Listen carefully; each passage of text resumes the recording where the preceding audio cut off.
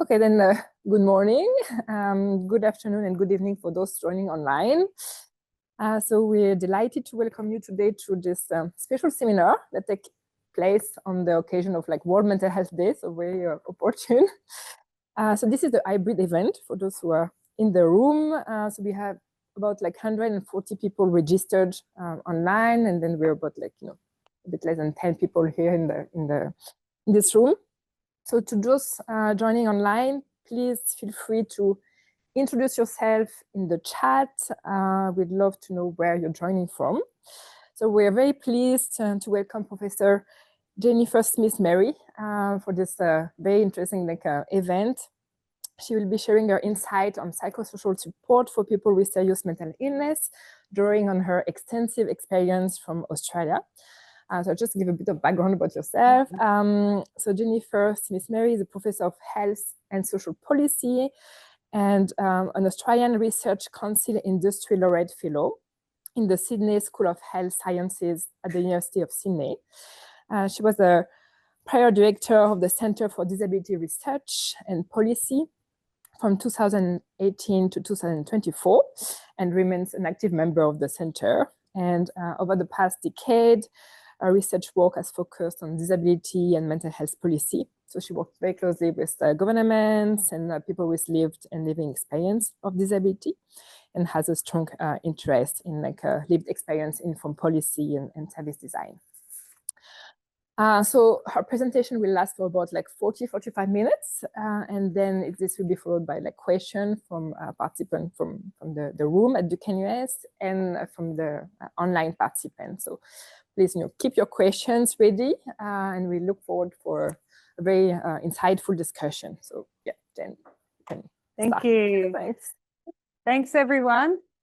It's a real pleasure to be here back in Singapore, a place that I've come many times. I came first when I was a child in the early 1980s, and I've been back many times since, probably around 20 times, I think. So I'm very happy to be here and presenting in Singapore again. I'm going to talk a little bit, I'm going to talk about Australia today, and I'm going to talk about what we can learn from some of the things that we've been trying to address in Australia. We've been trying new ways of supporting people with disability, and as part of that, people with severe mental illness or disability arising from severe mental illness. And so, and in doing that, there's sort of been a bit of trial and error, I think, and I think there's some really important learnings for how we develop a real ecosystem of support for people with serious mental illness. So I'll be talking about Australia, I'll be talking about disability, and trying to change the slide to the next slide. Okay, that'll do.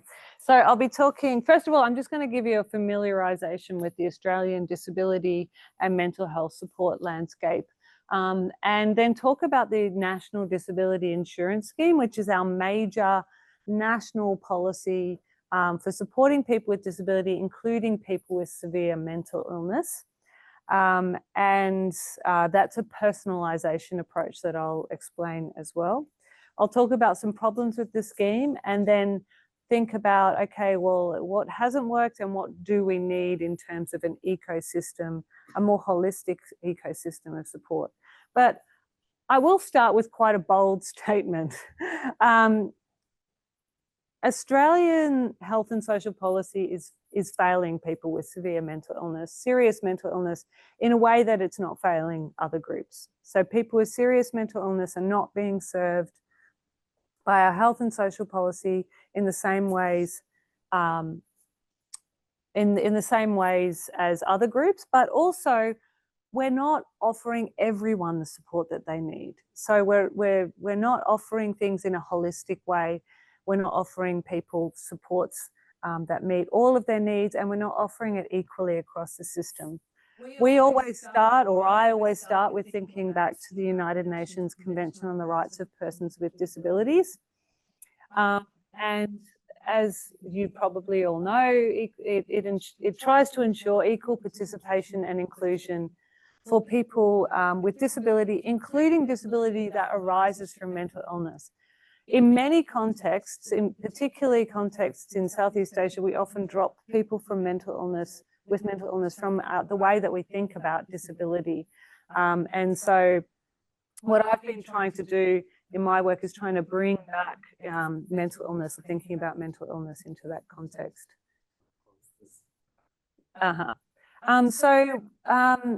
Australia signed and has ratified the UN Convention, and it therefore is meant to underpin all of our disability and mental health policy. But what we've found, and what we often find, is that it depends on what type of disability you have or how it arises as to whether your rights are being fulfilled. So that means people with disability that arises from, for example, spinal cord injuries might be better served, their rights might be better served under the convention than people whose disability arises from serious mental illness. But that shouldn't happen. All disability types are equal under the UN Convention. They don't, in Australia, what we're seeing also is that people with psychosocial disability don't get equal access to support. So my research is funded by the Australian government through an industry laureate fellowship, which goes to me. And it funds a 5-year program of research where I can really think about how can we design better policy and better supports for people with serious mental illness. It funds a very large program of work. It's a very generous grant, and I have a large number of staff that work with me doing all sorts of things. So statistical analysis of administrative data sets, trying to look at the way that particular groups who are recipients of particular policies and services have outcomes, and those that don't receive those services have different types of outcomes. We're also doing qualitative research, looking at document analysis, and the aim is to create better policy. So we're very connected to the Australian government. So we work with the Ministers of Health and Social Services in order to, and also the national agencies, in order to get our research to impact policy. So we're sort of like I suppose, a critical friend of government. So we can both critique policy, but also offer solutions through a sort of an open dialogue with the way that policy is being created. And we try to take a national approach, but then focusing on particular cases, case studies where we know it's not working well. So the Northern Territory, policy traditionally doesn't work well because of big remote community, very large distances, Aboriginal communities with particular cultural needs, different languages, for example, as well. And then we're also honing in on the forensic system, where we know that forensic system is an area where we haven't done a large amount of thinking about, and is often really important, but is not really well developed in policy. And that's just some examples of what we've done. So far, we've only been going for a year and a half. We've done quite a bit already. So who are we talking about? Again, I'm bringing it back to disability because that's the context of policy. There's about 5.5 million people in Australia with disability. Around 3.2 million are under the age of 65. So that's a significant proportion of our population, more than 1 in 10 of the population. And in terms of mental illness, there are around 8.5 million people have experienced a mental illness at some point in their life. So it makes it pretty normal to experience mental illness. That's the number of population. And 4.3 million in the last 12 months.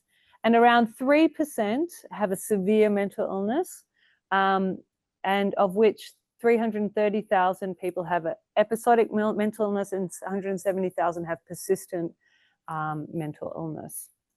But the estimates are really difficult. So you can see there's widely varying estimates, and that's because we don't have a disability register, and we don't register who has disability. And it's counted differently.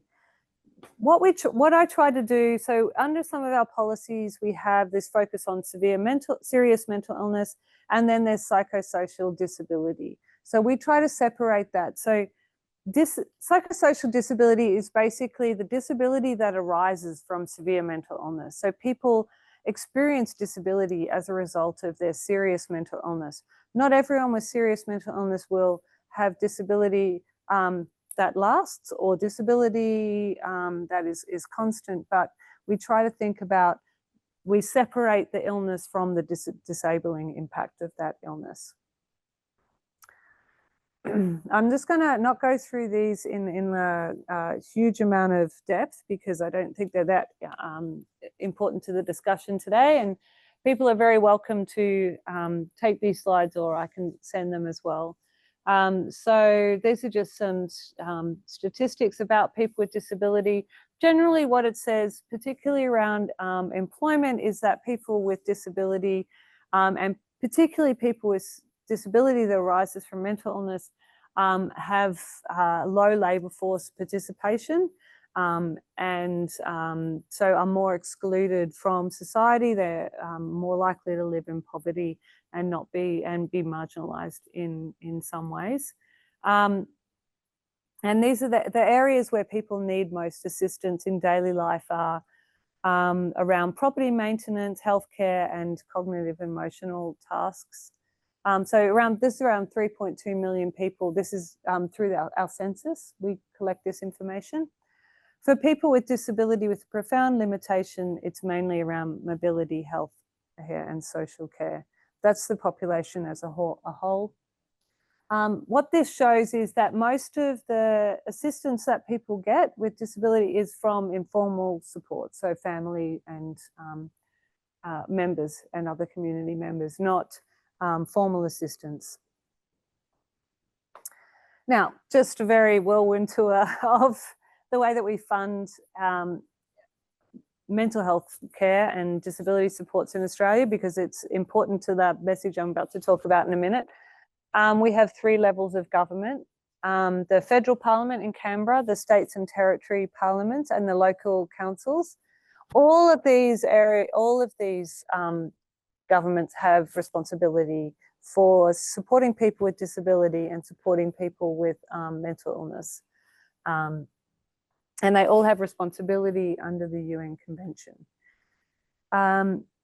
For clinical supports for mental illness, that's really split between different governments. So at the federal level, we have Medicare services. So that's our free hospitals and health. So our Medicare, sorry, that's not our hospitals. It's our free, it pays for some of our free hospital services, and it pays for psychologists, psychiatrists, but it will only pay a certain amount, and then individuals often have to pay an out-of-pocket cost.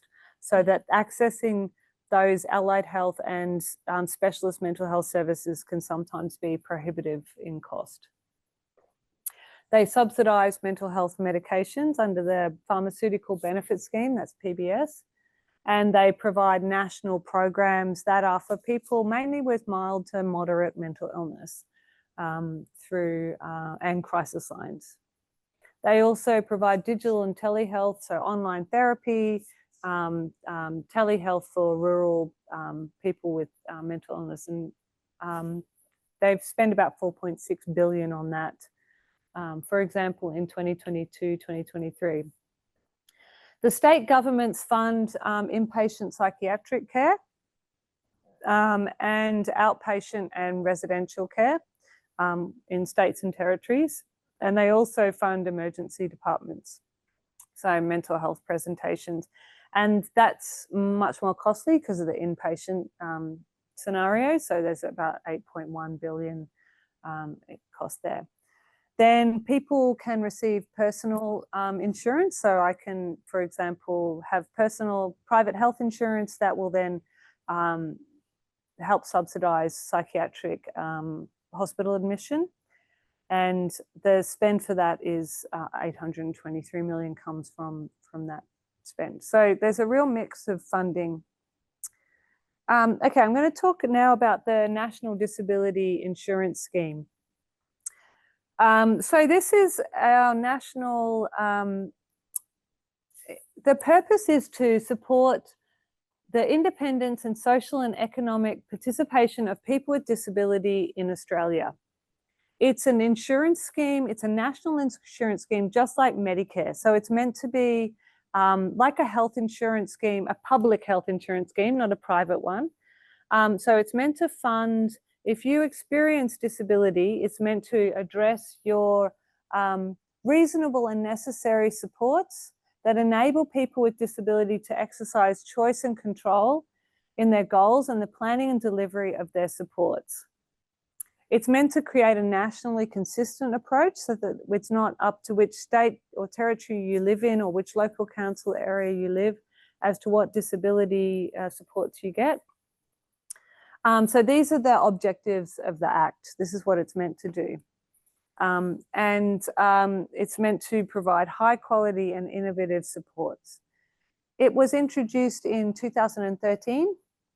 And it was gradually rolled out through the country. There's about 700 and almost 40,000 people who are participants under the National Disability Insurance Scheme.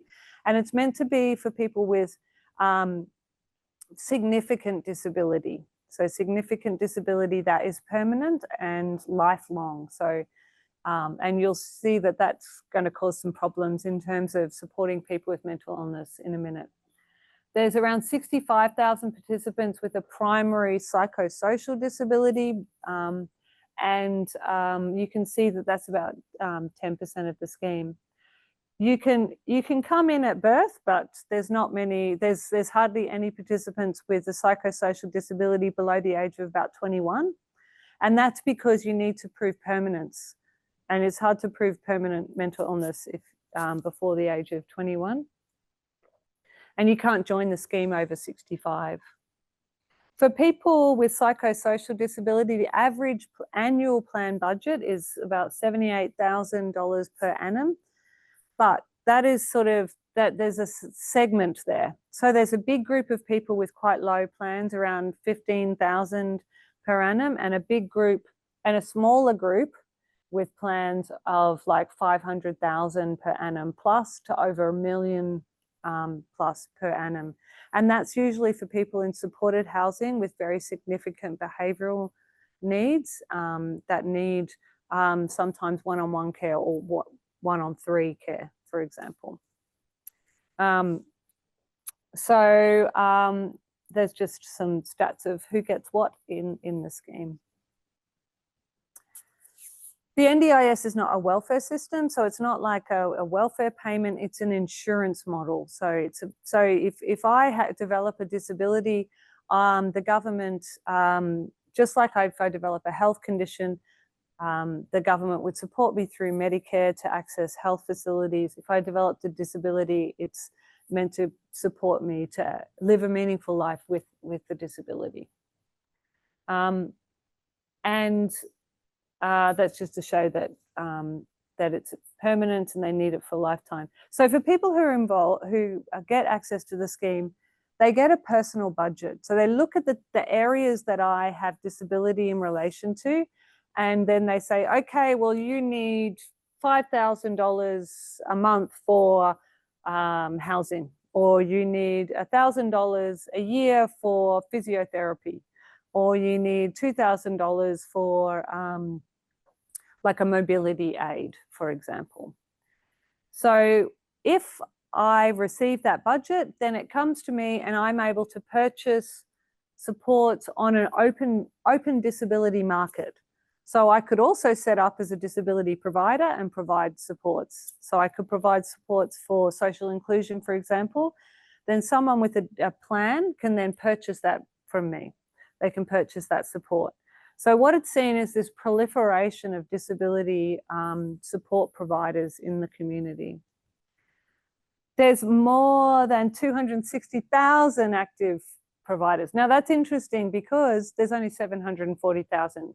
So what this shows is that for a lot of these providers, they're only providing support to one person. So they're just providing support to maybe a friend or a neighbour in order to provide support.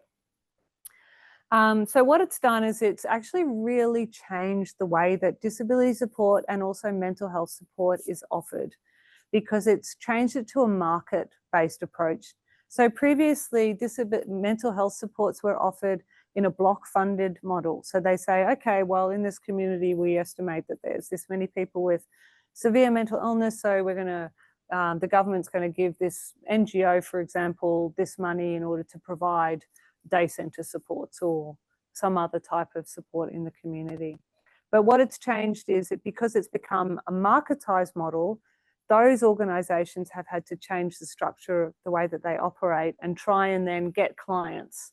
So it changes the nature of the organisation and the things that it provides, because clients can leave if they don't like what you're doing as well. So it means that some of the supports, for example, which might be about daily living supports, they might like cooking and cleaning. Some providers do the cooking and cleaning for someone. Some other mental health providers might say, no, we're going to give you the capacity to do that yourself. And individuals might go, actually, we don't like that. So we're going to change providers. So a lot of the providers find that a real difficulty in terms of their mission. So it's hard for them to maintain their mission as a mental health provider in this market dynamic, because they're always responding to what else is being offered in the sector as well. So these are the types of supports that are offered: daily living, daily personal activities, transport, workplace supports to enable someone to keep employment, therapeutic supports including behaviour support, though not health-related therapeutic support. So psychology is included, but not psychology to support your mental health. It's to support your functioning in the community. And that's a difficulty around including people with mental illness in the scheme too. With household tasks, help to a participant by skilled personnel in aids or equipment assessment, so like occupational therapy, home modification, mobility equipment, and vehicle modification. So they're all included under the scheme. Okay, what have we found?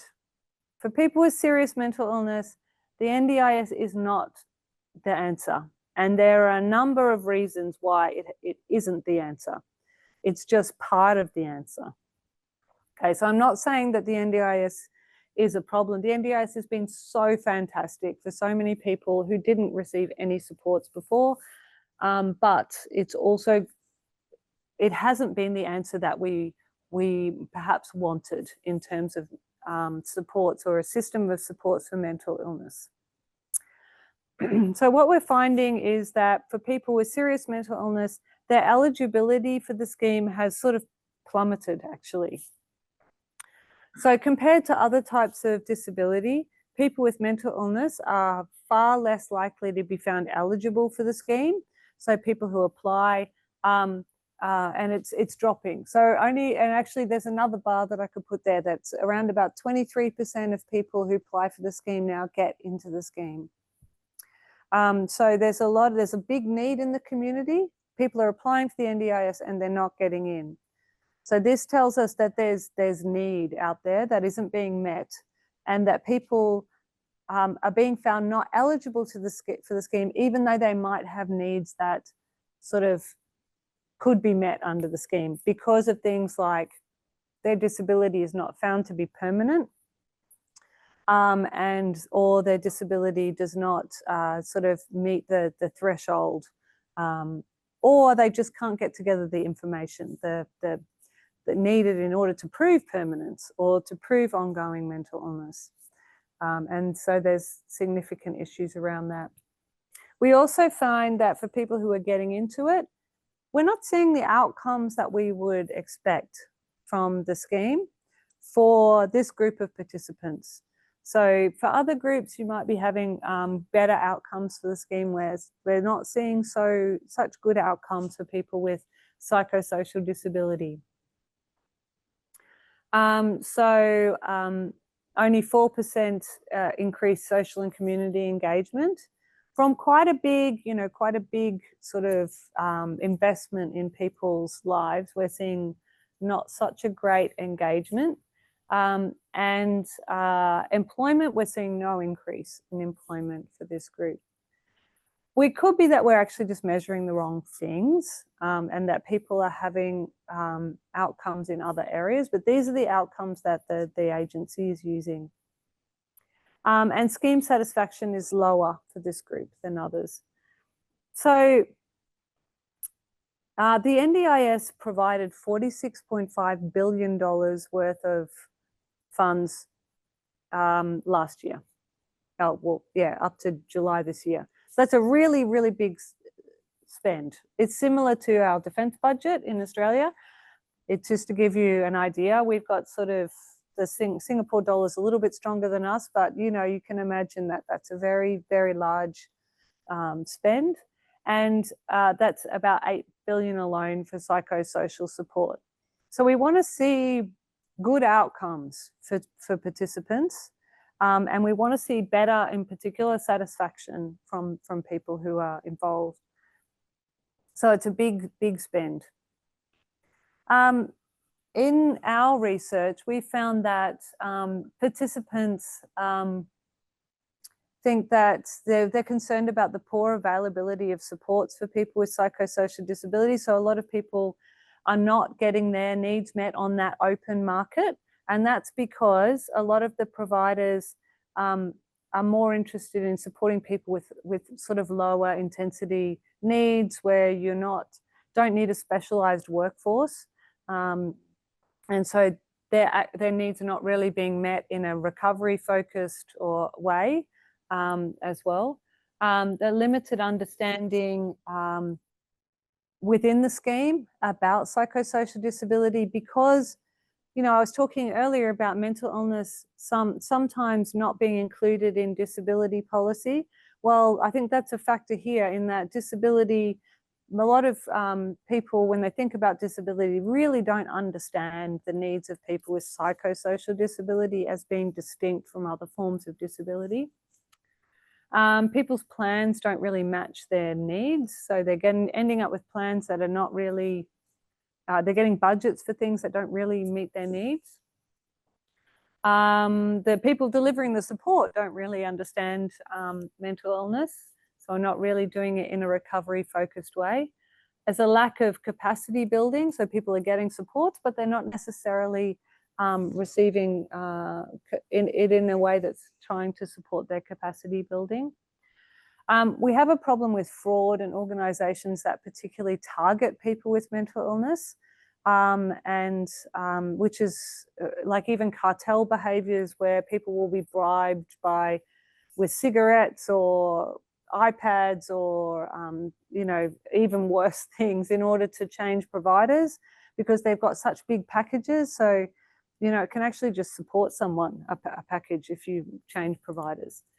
And that's a really significant problem with the market model as it's currently operating with that many providers, because it's hard for the government to have sort of oversight of that many providers. Specialist support services, like I said before, not really operating in the way that they want, and then poor cross-sector working across health and disability supports. So we recently ran a national survey of what were the unmet needs that people had. So this is for people not receiving the NDIS. So you'll remember back to those statistics at the start. I said that there were even the lowest estimates of the number of people with persistent mental illness was around about 170,000 in Australia. But the NDIS was only supporting people, around about 65,000 people with mental illness. So there's a really significant group who are not getting supports under the NDIS. And for that group, so we ran a survey and we looked at the data for that group. We found that people were not, we're seeing unmet needs in relation to accessing healthcare and therapies, getting out of the house to do activities, and improving relationships with family or friends. So they were the biggest group of needs. Around about a third of people said that they had no needs. So the system was working quite well for that group of people, but For 2/3 of people, they had needs that were not met. And people wanted needs in psychological supports. So we do have a program in Australia that offers subsidised psychology. It's called Better Access, and you can get 6 or 12 psychology sessions. But the problem is that it's significant out-of-pocket costs, and there's not enough Better Access psychologists available. People also wanted psychosocial supports for personal recovery and independence, daily living supports, financial and employment supports, and involvement in community and social activities. The reasons for not getting it were cost was too much, not knowing what supports are available, and poor understanding of how the system works, and long wait times as well. So the NDIS also comes a little bit too late for people. So most of the people that we're working, that have serious mental illness are getting serious mental illness probably in their late teens or early 20s. That's when they're being diagnosed with serious mental illness, but then they're not getting onto the NDIS until their 40s. So there's this big, I suppose, gap where our youth treatment services finish around about 25, and then people are then almost becoming disabled by a lack of supports. So people should be receiving supports that would then help them to stay included in society. But our supports are finishing, there's nothing available, and then people are eventually meeting the permanence criteria for NDIS, which is a problem because you have to then, your recovery has to be so diminished that you are becoming disabled. So we're interested in thinking about, well, what could we put in place as an ecosystem that will prevent serious mental illness turning into psychosocial disability? And what we're looking at is a foundational support system within a broader ecosystem of supports. And that's what I'm going to talk about now. So what's outside the NDIS does not meet people's needs. Support is fragmented. I'm not going to talk through this, but basically it just says the NDIS was never meant to meet the needs of everyone. And we have all these little bits of systems that are there currently, and people just fall through the gaps. We had existing programs that were defunded in favor of the NDIS, which actually supported a bigger group of people with serious mental illness, and we lost that funding.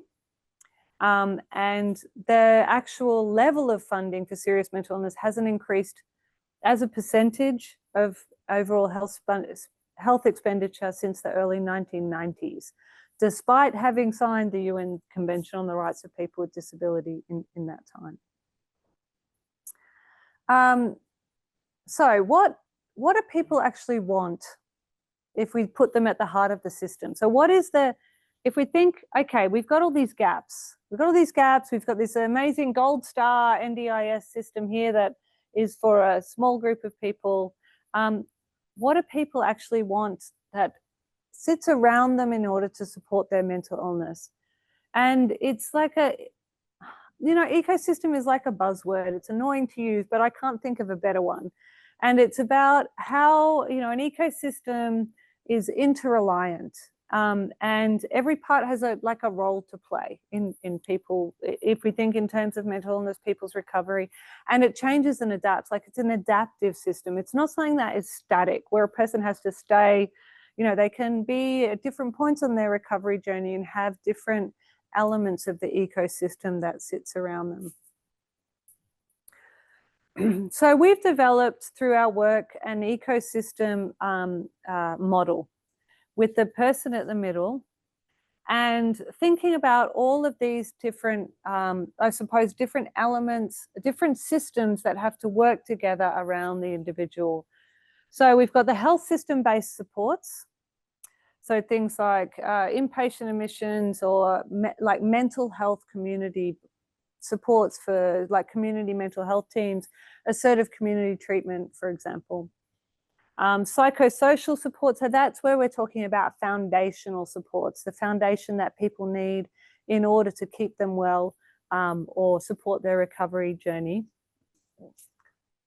Specialist supports like the NDIS or specialist housing or forensic transition supports, for example, a supportive community. So thinking about the community as being, you know, like a non-stigmatizing community where people understand mental health. And then mainstream supports, so education supports, housing, employment supports, for example. So those are that's the basic guide. Okay, that's the more complex guide. And I'm going to go through those elements, okay, each at a time. So please don't try and read that now because I'm about to go through it in more detail. Now, why do we start with a person, the navigator, a role? And that's because in a system that is fragmented and complex, where people need to be understood in terms of their recovery journey, then a navigator enables that understanding. It becomes the way, so it's a navigator, but it's more than a navigator. So, and we're using the term navigator basically because that was what was used in our policy language in Australia. But it's basically a person that walks beside someone in their recovery journey who understands the system and can link people up with supports, but has this really significant relationship with someone in order to really understand what they need and then understand the system and then link them with those needs. But also to support their recovery through interventions like sort of small recovery-focused interventions that are building people's capacity as well.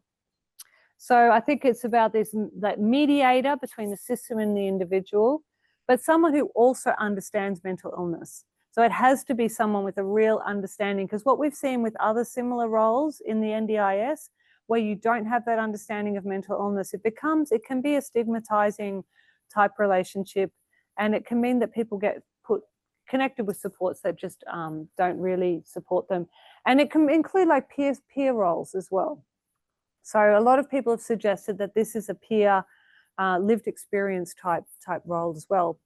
But it has to be supported. So it must be embedded in a team that creates a supportive environment that also draws on the knowledge of the team about all the supports that are available. Because one person can't hold knowledge of the entire system.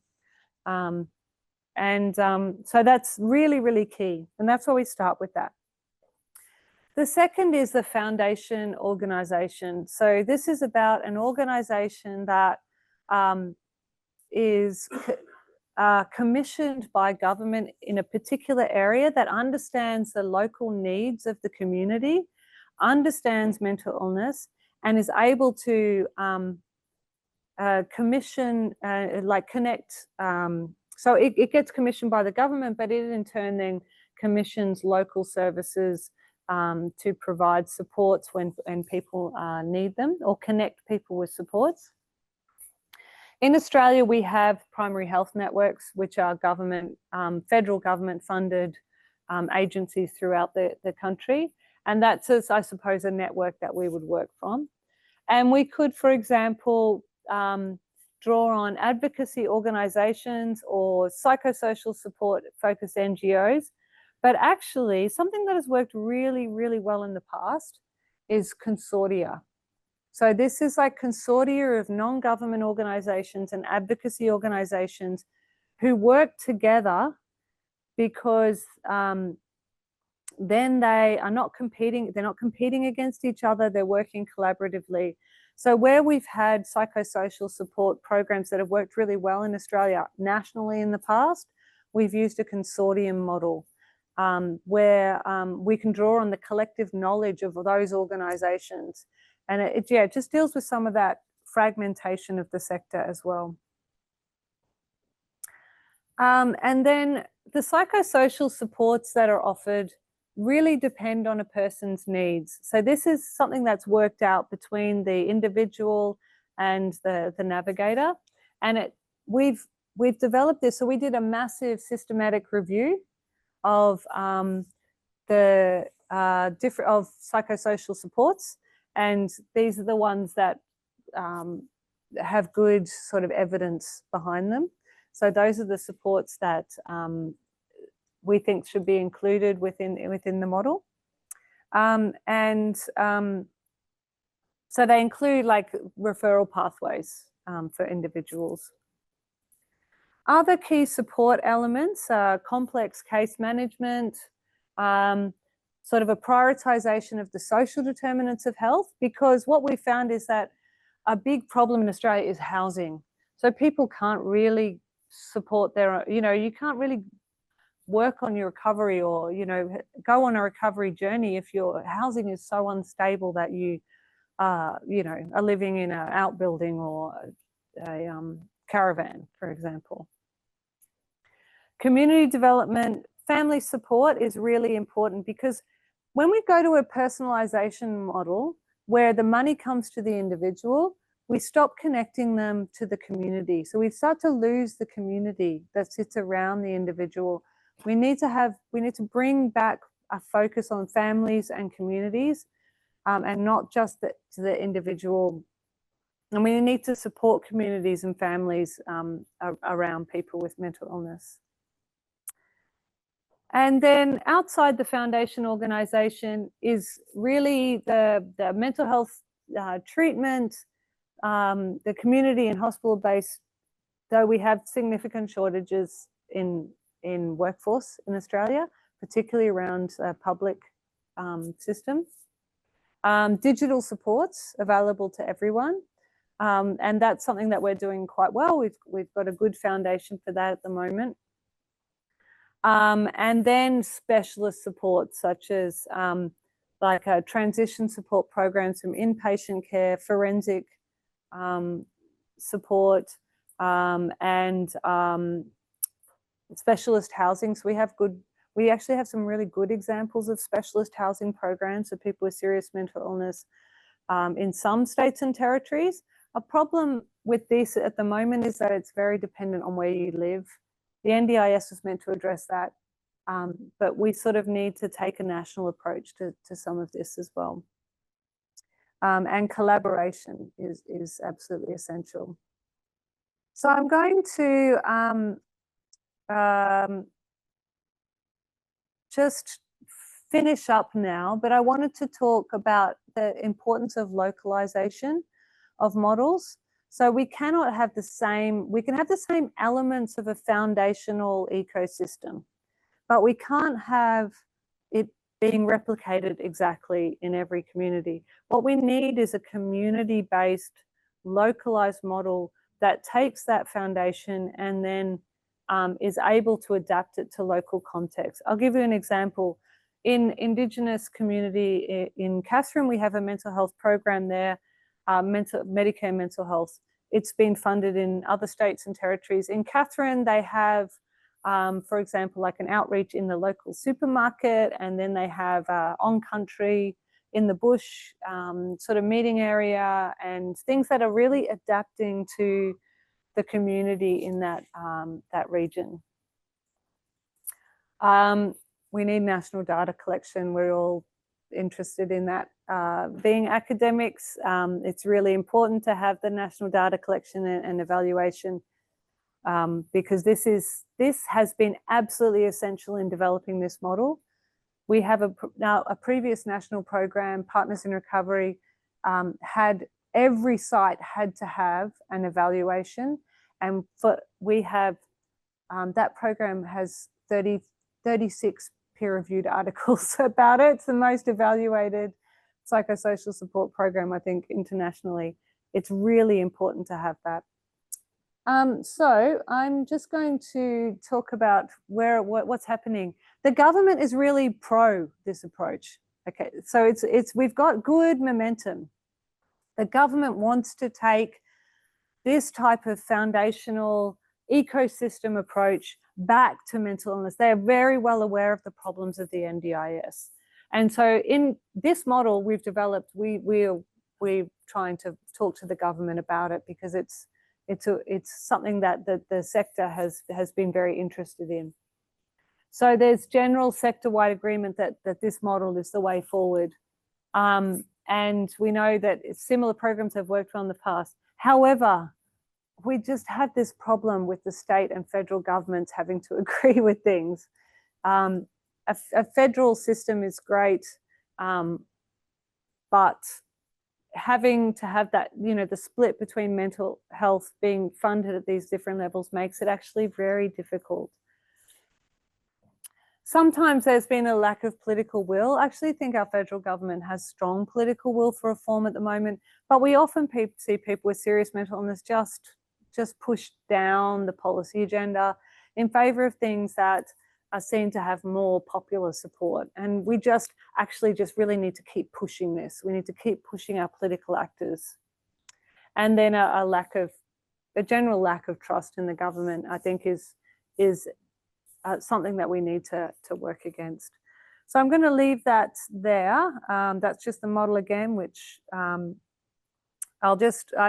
interested in any concerns, questions, thoughts, and what's happening already here, where else in Southeast Asia, what can we learn from this?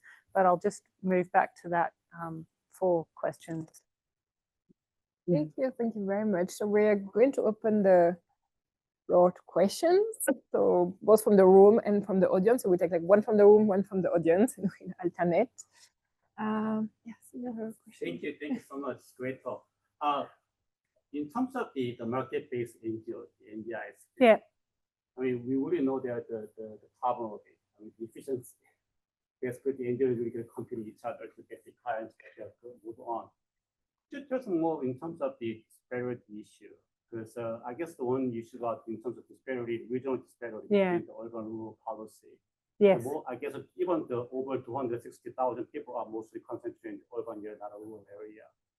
I guess another disparity would be life course. Even though there are some NGOs really focus on youth and then adults and elderly, but there's a way to kind of make sure that they're getting quality care over the life course. But not sure about that kind of age disparity. The other one I've been seeing from even AHS about looking at the disparity by condition. For example, in Hong Kong, like there are some, we had an NGO for the Down syndrome kids, but now you see fewer Down syndrome. Then now they don't have a clients of the Down syndrome. So now they close down. In the meantime, the NGO for the autism getting increased because there are more children getting the autism. So then basically the NGO for the autistic kids can take over Down syndrome. Then clearly there's some kind of things going on there. I don't want to see my autistic kids, autistic kid with the Down syndrome kids. So they're kind of sort of somehow, even within the disability condition, there are some kind of disparity going on. There's somehow the kind of some condition more should be left out. To get more clients on the NGO. So could you just tell us more about what's going on, how the system ensure or can intervene that disparity issue in Australia? Yep, so there's a few questions in there. So I'll just repeat the first bit for people online because you might have missed it. It was about the market-based conditions and some disparities in terms of rural and urban populations and age, for example. I think that the biggest disparities around market are about rural versus urban. And that's because there's it's very difficult for a market to provide supports in a town with 300 people and maybe only 2 people with serious mental illness receiving the NDIS. So those people generally get generic supports or they don't get supports. So in some communities, you're finding that where there's less specialized supports being provided in rural and remote communities.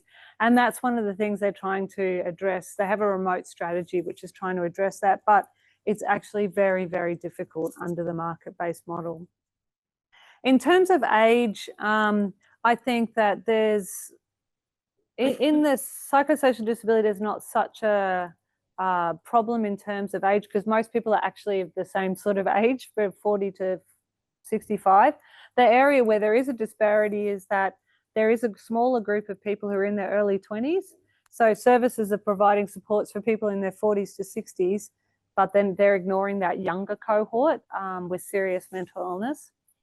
In terms of the disparity across different disability types, actually, yes, there is a significant disparity, and the government is trying to address it at the moment. What happened when the NDIS came out is there was a access list of groups that were likely to become, likely to be eligible for the NDIS. And on that list were things like Down syndrome or autism level 2, or I don't know what other types of disabilities, but there's a big long list. No mental illness related conditions were on that list. And what that meant is that there was a disparity in access.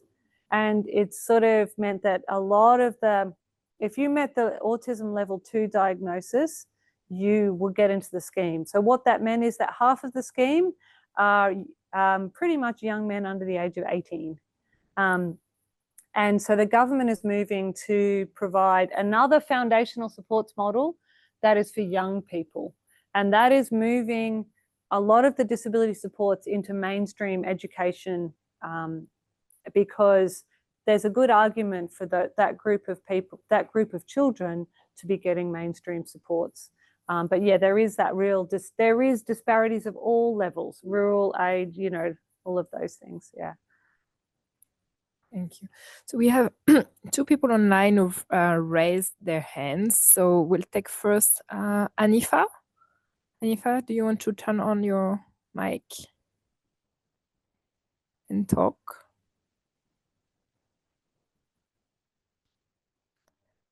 Otherwise, we have not just Anifa, your mic is okay. Otherwise, we'll take question from the QA.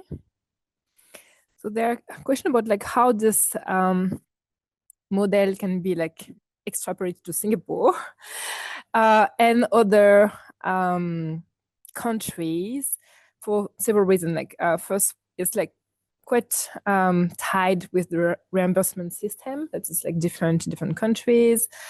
In Singapore, for example, like so the NDIS lists like 15 disability types, while Singapore has like 4 broad and overlapping disability.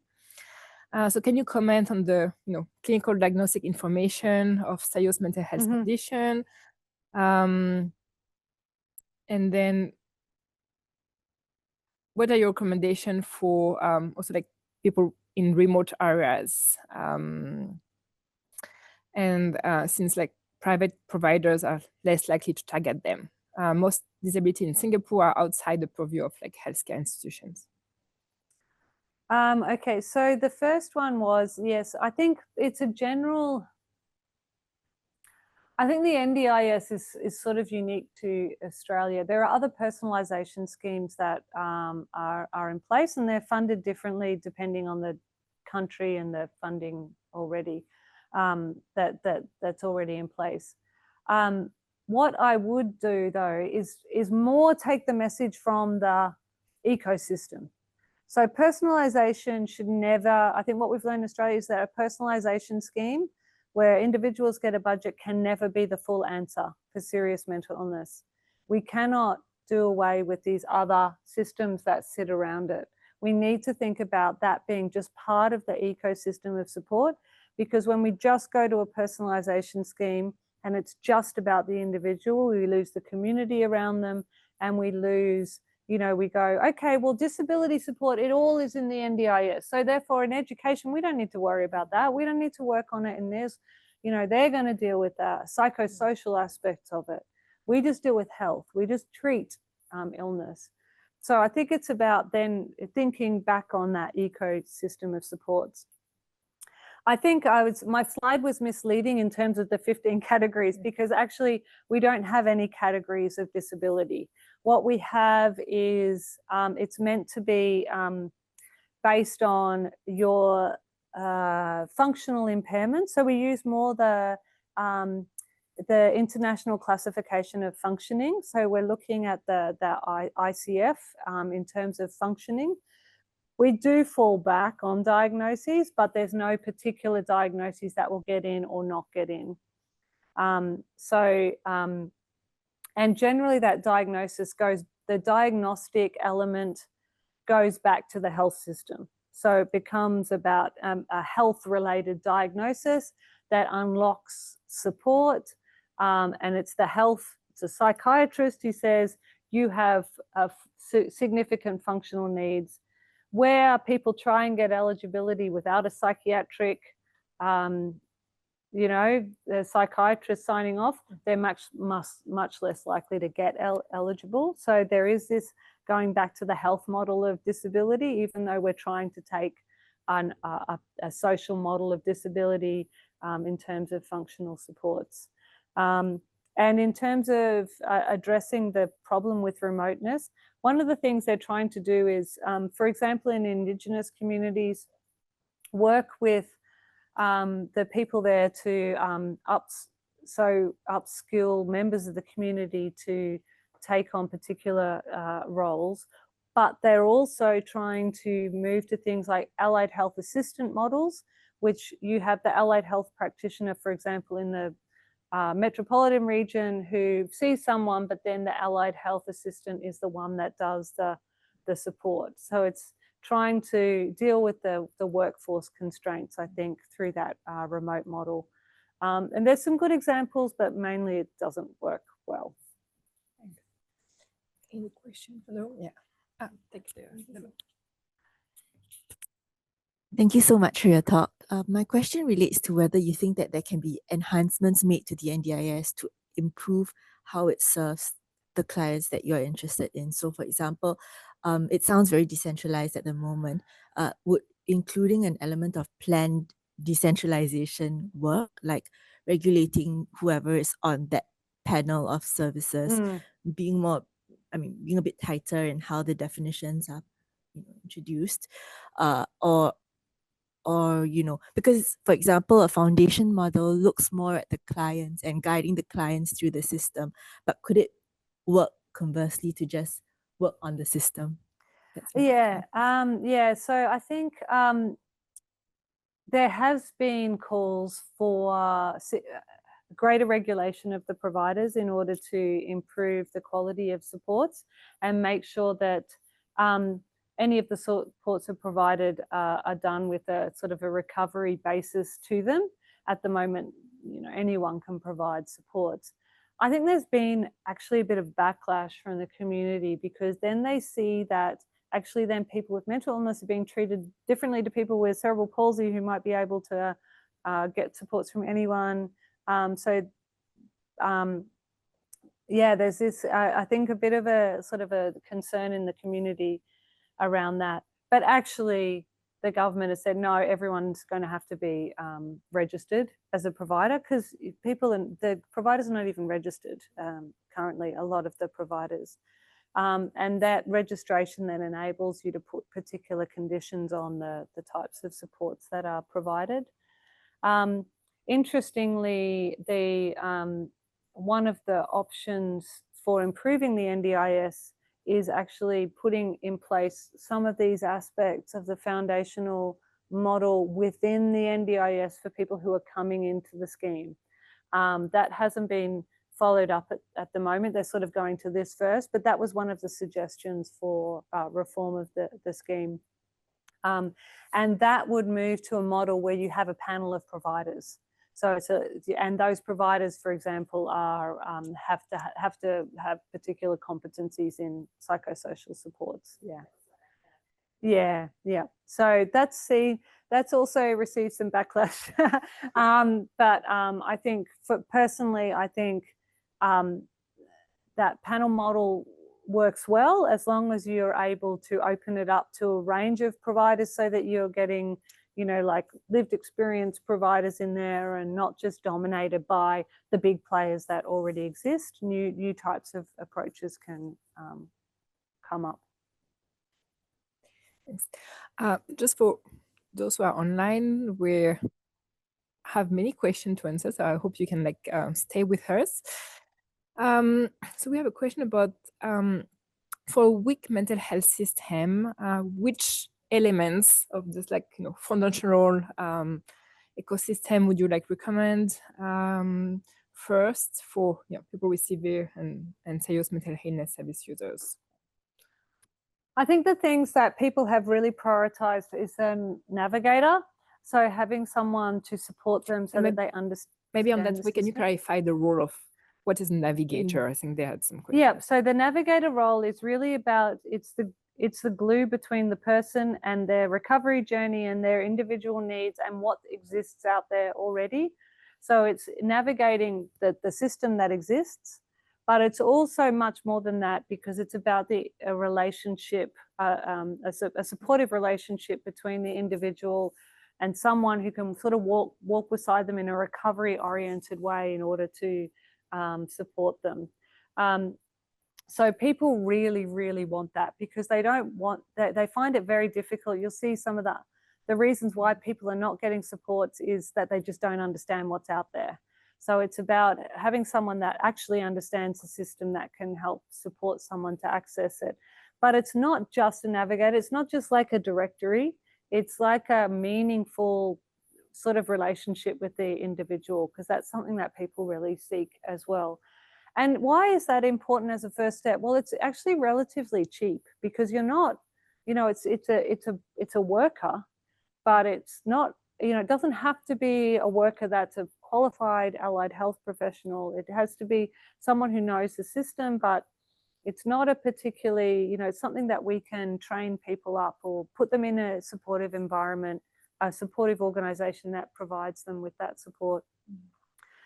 So that's actually quite good for low resource settings, because it's the other one is about I think trying to put sort of having mental health included within the mainstream services a little bit more effectively, because then you're not building a whole new system of supports, you're just enhancing the system that's there already. So what this model tries to do is it tries to build on what's there already, so it's a low cost model. The cost comes from the navigator role, but actually, and also some capacity building in the community. But really what it's doing is it's sort of linking people with the supports that are already there. And where we've had it before, it's actually been around about, I think about 12,000 per annum per person. And people don't need to be in it continuously. So it's a much more of a low cost model compared to the NDIS. Yeah. Any other questions? Can I ask one? I want to ask tricky questions. That's okay. All right. So I'm just wondering, what are the roles and responsibility of academics toward this ecosystem? So we're looking at all the ecosystem here. We're looking at the housing, education, income support. So we are now in the student at the Duke-NUS medical school. So we basically talk about the social policy. I know they're really so it's really hard for someone from the public health medical school to talk about social policy. Clearly, there's not really kind of unwelcoming message that you're not entitled to talk about social policy in the healthcare sectors. So what is your experience in Australia? How do you deal with your roles as from the School of Public Medicine to talk about social policy? How do you really communicate with other academics, or how do you talk to the even healthcare sectors, policy people, to make sure that the social determinant of health is really important to address the healthcare system for disability? Well, actually, all of my career I've done in collaboration with services and government. So I've tried to do that as part of my research, because I think it's really essential to have that connection between academic research and the field. But I think the ways that we've done that is through a lot of our influence has come from this evaluation. So being able to evaluate services and be useful to government. So academics are useful if they tell government what's happening in the population and what's happening with the interventions that they put in place. and that they do it in a way where you're like a critical friend to government. So you're saying, actually, you know, this is what's happening and this is where you need to improve it. But, you know, it's that sort of open critique.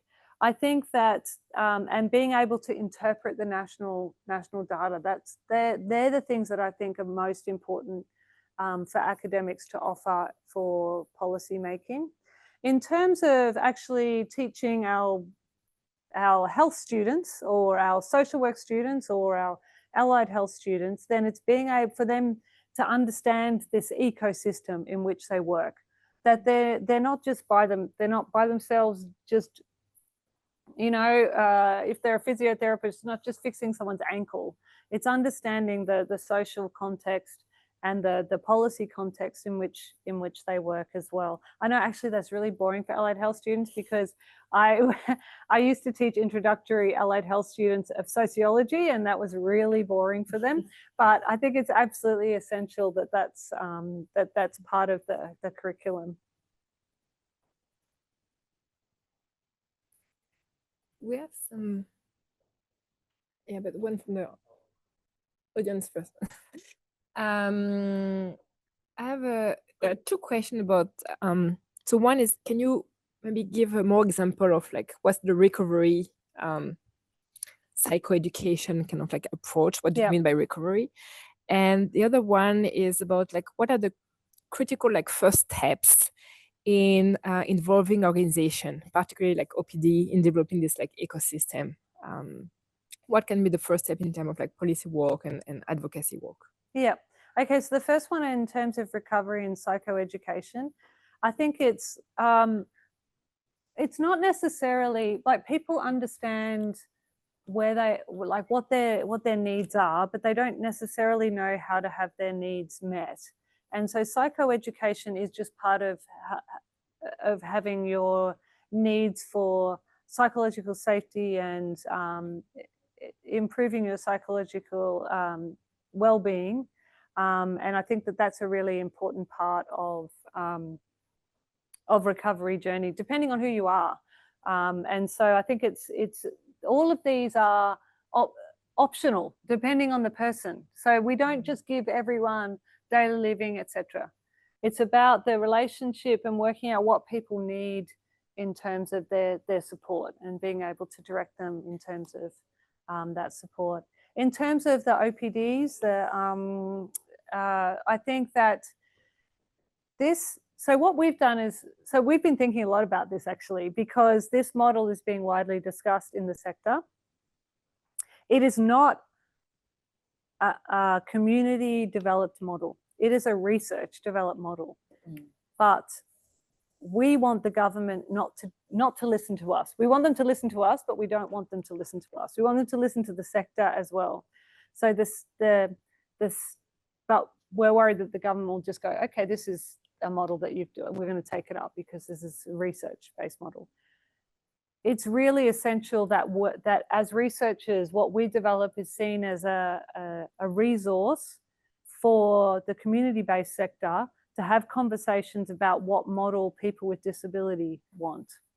We've taught, it's co-developed in the extent to which we have significant numbers of people with lived experience in my research team, but it's not co-developed beyond that. So it's essential that the disability sector beyond academia has conversations about, well, this is wrong, this bit is wrong, we don't prioritize this, this is not what our community prioritizes, and that it's a conversation where they actually go, this is what we need. We map out the type of system that we want as a community. Hi, thank you for that fantastic presentation, Prof. There's so much to learn from this. I just wanted to, it's more a request for a comment on what you earlier mentioned about the challenges of bringing in non-health actors into this, particularly in low middle income countries where public health resources are already very, very strained. A huge onus of community inclusion to address psychosocial disability rests with ministries or sectors like social welfare, education, etc. Can you comment on that? Is Australia trying to address that, and what other countries could learn from that, maybe? Yeah, I think it's a sort of ironic comment, because we had disability sitting in the Department of Social Services, and it's just moved into health, and that's because the problem with it sitting in social services was it was really poorly coordinated with health, particularly for people with mental illness. There was like hardly any connection between those two sectors. I think that the problem, there's a number of ways of addressing it. One is through things like the education, like the curriculum for teachers or the curriculum for basic community workers and things like that. I think it's them understanding their role in relation to mental illness. So I've been in Malaysia for the last couple of weeks and have been talking about special education, like educating children with disability in schools, and the need to increase the knowledge of mainstream educators around disability, because we have so many students with disability coming into classrooms. So I think it's how do you actually improve the competency of those sort of mainstream services. The other one is how do you skill up communities, particularly remote and rural communities, to be able to understand that they have a role in disability support for members of their community, but also then supporting carers to have support. So the families that are already doing that support and working with them on a real sort of a community development basis, I think, yeah. I think we're going to end the online webinar here. So thank you very much, Jen, for these insightful presentations. Thank you all for being part of this conversation. And just to finish, because World Mental Health Day, so please remember to take care of yourself and take care of each other. And see you for another MHIN webinar. Thank you. Thank you.